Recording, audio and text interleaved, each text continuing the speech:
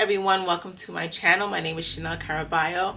I am a special education RTI teacher here in NYC, and I am also a teacher coach mentor at my school as well. On this channel, I'm going to be sharing practical strategies, insightful ideas, and professional guidance to help teachers, new teachers, older teachers, create and have effective, inspiring classrooms. So if you're ready to elevate your teaching, you're in the right place. Let's get started.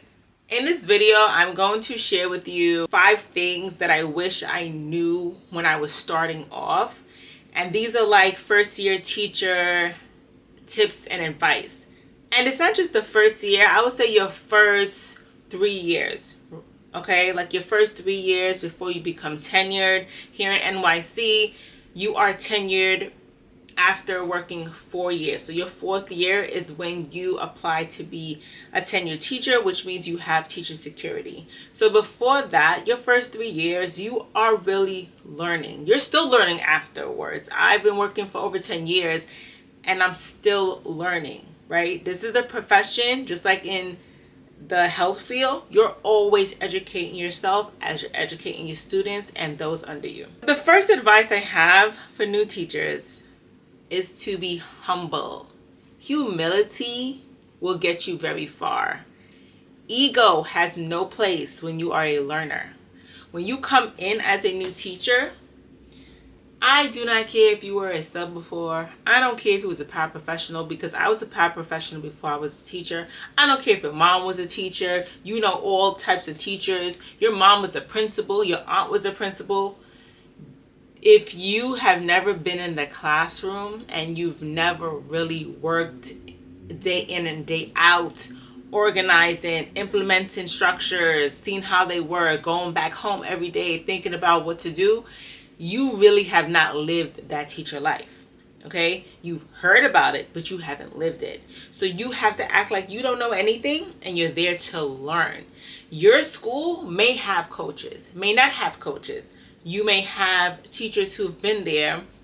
Some are helpful, some may not want to be as helpful, but lean into teachers who want to help you and give you advice. Your admin is there for you to lean into to give you advice. Listen to what they're saying. Take it in. Try things out. The know-it-all attitude, the I know how to do this attitude is not going to get you very far.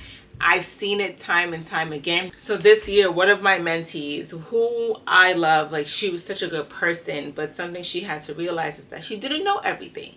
And, you know, when you have a teacher who is a little bit more experienced than you and they give you some advice, just say okay.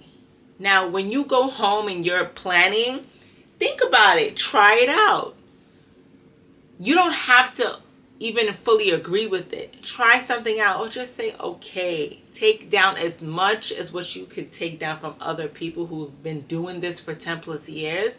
And then as you go along the year, you could kind of switch things out, put your own twist in, but you are a sponge. You are supposed to be soaking up as much as you can. When it comes to math, a lot of the things that I heard from new teachers are, and I did this as well. I didn't learn math that way.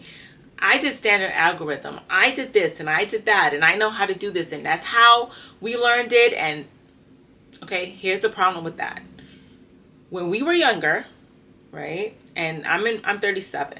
Right? And even if you're in your 20s, when you went to school, you may or may not have learned things in different ways. And there may have been some things that you learned that you didn't really grasp. And the problem with that could be is that you didn't learn a strategy that could help you learn that particular problem. There are different strategies for different problems, different concepts. Okay? And when you expose children to different strategies, different children have different minds. They will take the strategy that they are more connected with, and that will be able to help them solve the problem. So it is important to expose people to everything, expose students to everything, and then therefore see where they would do best with. And you have them choose which one they are best at. So being open-minded, okay? Understanding that you don't know everything just because you went through it, then that's the end all be all to everything. you are supposed to try everything, taking all types of taking in criticism is also a part of being humble. You're going to be criticized a lot, okay? You have to take it as, when someone's telling you something, this is the best for me. I'm not going to internalize it as if I'm doing something so bad. I'm going to take it in and see what I could do to bump it up. Think of it as a challenge and go ahead the next day, plan out and think of how you could break that down the next day, and then invite the person or the coach, invite the admin in your room if you got some type of criticism. Hey, come see me do it today and see how I did. Let me know how it is. Develop that type of relationship with people who are either your admin or coaches or mentors who come in to give you that type of support. Invite them in to continuously feed you. If you have that type of mindset, you are going to thrive quicker than I did. The next tip that I have, the next advice I have is to plan. I'm sorry, I saw a few videos out here in the teacher land of YouTube, and a lot of it was not planning or just winging it. No, this is your profession. You can't just show up in front of students, okay? You're educating students. This is not just a paycheck. So when you take this job on, take it seriously. Students are there 180 days of the school year, right? You're there 180 days. You need to maximize that time for those kids. It is unfair for you to come to work and not be planned and not have what you need for those kids. That is not right. That is actually a big disservice.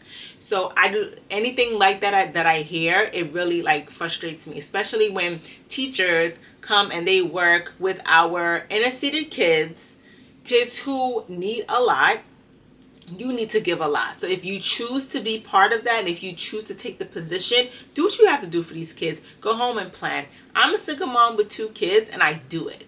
Okay? It can be done. Make sure you plan what you have to for the next day. I don't care if you have to stay up later. I don't care, whatever it is, you plan. And when you plan and you really read those curriculums and you really figure out how to differentiate for your kids, you really figure out how to reach your different students, even if the student is a high learner, right? You learn those students in particular, then your life will become easier as the year goes on. What your life is like in September would not be what it's like in May, because you would know your kids. You would know how to plan for those students, and planning would then become easier because you know your kids.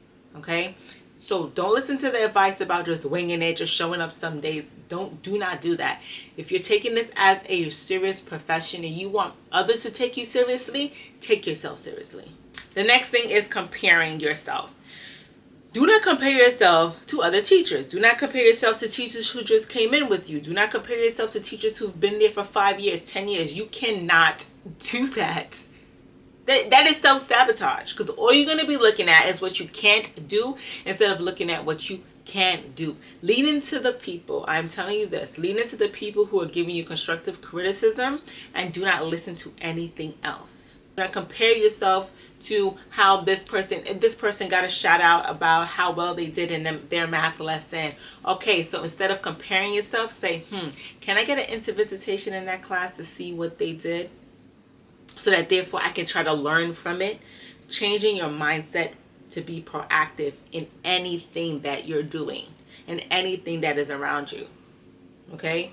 That comparing thing, do not do it. It is self-sabotage. And then it builds a jealousy. It builds this type of resentment. No, focus on what you're doing. Just become better at your craft. Okay? Number 4. Okay? I don't think I numbered the other ones, but this is number 4. Is the importance of mental health. Mental health and physical health. You get days in NYC, right? You get a day, you earn a day a month. So there's 10 days that you receive for the school year, because we work for 10 months. Take it sparingly, but take it when it's necessary. You want to make sure that you are maximizing your days off. For example, in September, we have off the 23rd and 24th of this year. Now, I could say to myself, let me go take a trip. Let me take a little trip. Let me go do a little something. Let me go out with my friends. But I know how September is. It is a very stressful month, September and October. So I'm going to take those as my mental health days. I already have those days off. I'm going to take it to do something for myself.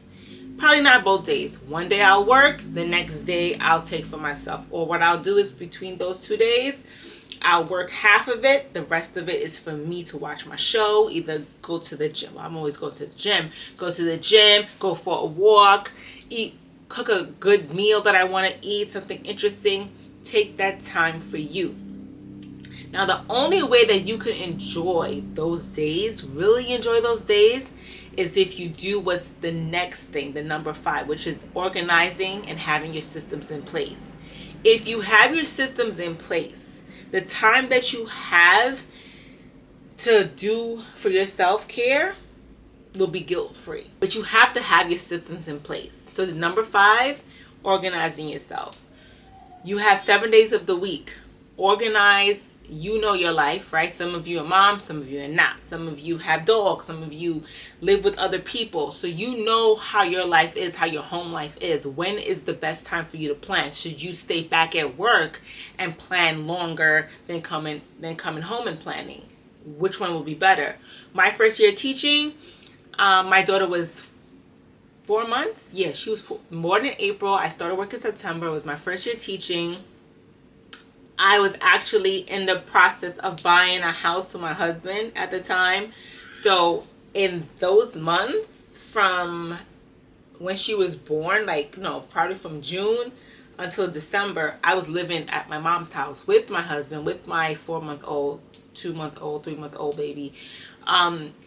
And I was starting my new position as a teacher. So there was a lot going on. I was in a house with, my brothers were still there. My grandmother was, when she was alive, she was there. My father. There were other people in the house. So I had to figure out how and when I would plan. What I did was I stayed back at work a lot. Now, work, let's just say the school day ended at 2:20.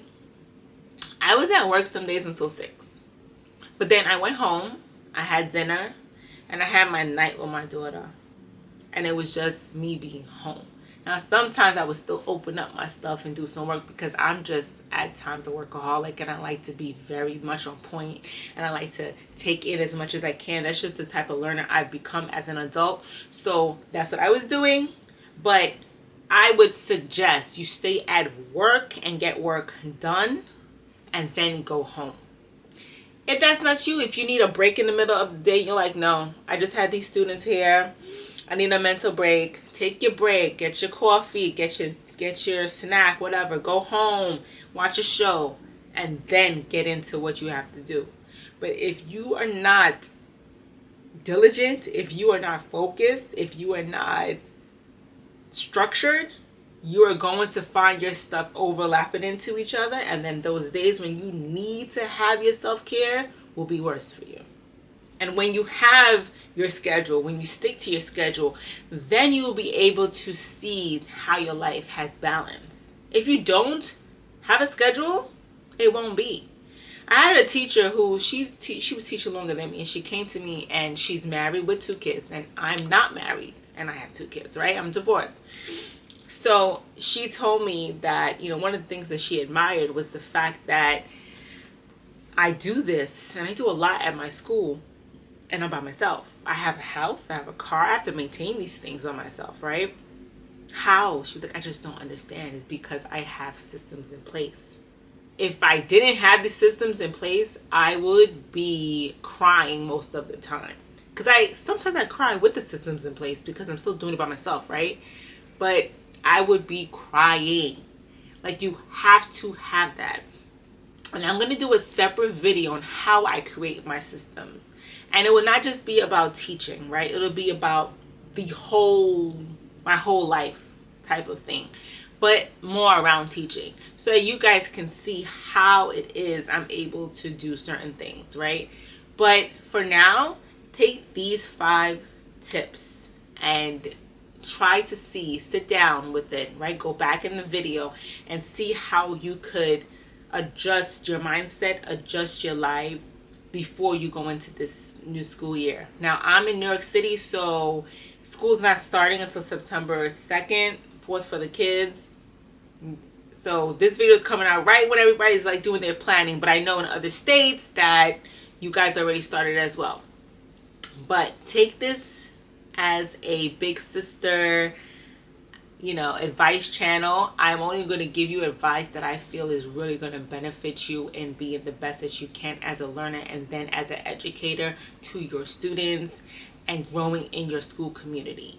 If you are a serious educator, you take this as a career and not just as a job, this is the place for you, because the tips and tricks I'm going to be giving you is to how to perfect that. Thank you guys for joining me today. I hope that these tips were very insightful for you all and inspire your teaching practice. If this is your first time watching, which it probably is, don't forget to subscribe, comment below, give this video a thumbs up, and share with any other teacher that you know, which I know you would know the whole school, right? Share it with them.